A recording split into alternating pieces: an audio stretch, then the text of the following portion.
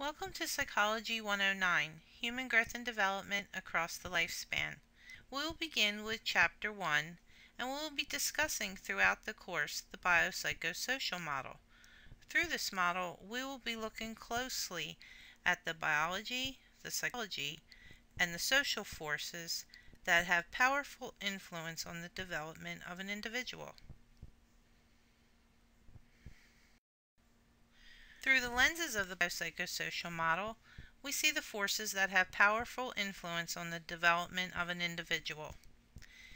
In this model, the lifespan development is the product of interactions of biological, psychological, and social forces. By understanding this model, we can explain how human development begins and builds.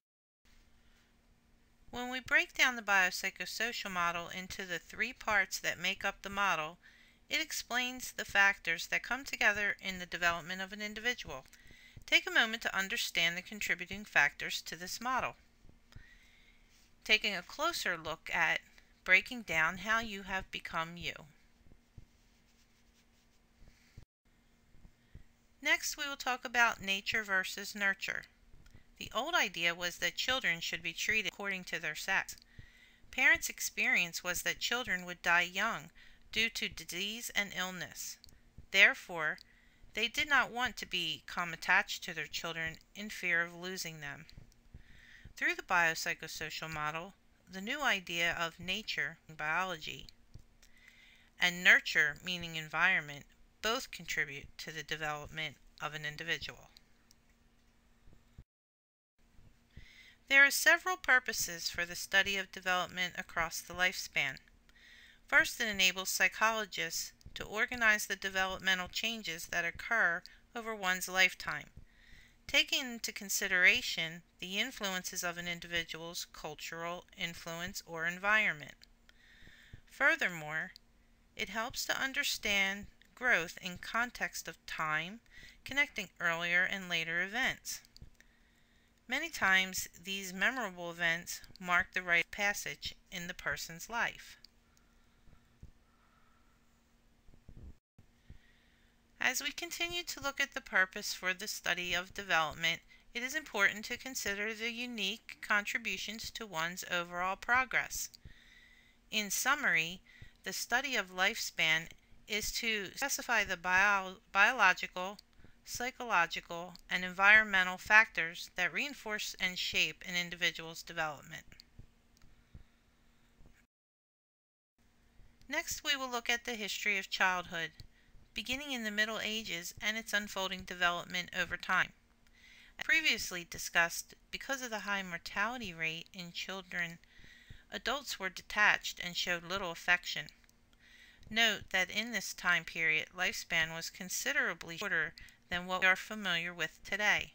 Adulthood began at age 7 or 8, and the average adult lived to approximately age 30. Also, children's roles were determined according to their gender. The birth of the Renaissance, a new concept, brought forth a new way of thinking. People began to see themselves and children as individuals. In 1993, John Locke's approach, tabula rasa, meaning blank slate, helped people to begin to recognize the rights of children. Parents and teachers realized by controlling the experiences of children would help determine and shape their personality. Childhood was now recognized for the first time as a developmental stage. The consequence of John Locke's tabula rasa for children was that parents began to show affection toward them. This concept was also embraced by society as being acceptable behavior. This is important because it represents the first time childhood was recognized as a separate developmental stage. The Industrial Age brought about many changes, including the beginning of urbanization. People moved from rural areas to populated urban areas. With urbanization, the economy changed from people exchanging goods or bartering to a cash economy. Children were seen as an economic asset to families and put to work in factories by the age of 7. Many children worked in factories on machinery, doing jobs that adults could not do because of their size. The beginning of the 20th century introduced the modern age of development. Technology improvement required less use of children in factories. Also, wealthy women were left to run factories while their husbands were away. For the first time they witnessed the harsh working conditions put upon children in these factories. They used their wealthy influence and crusaders to help their cause to enact labor reform and child labor laws, making it illegal for children under 16 to work in factories.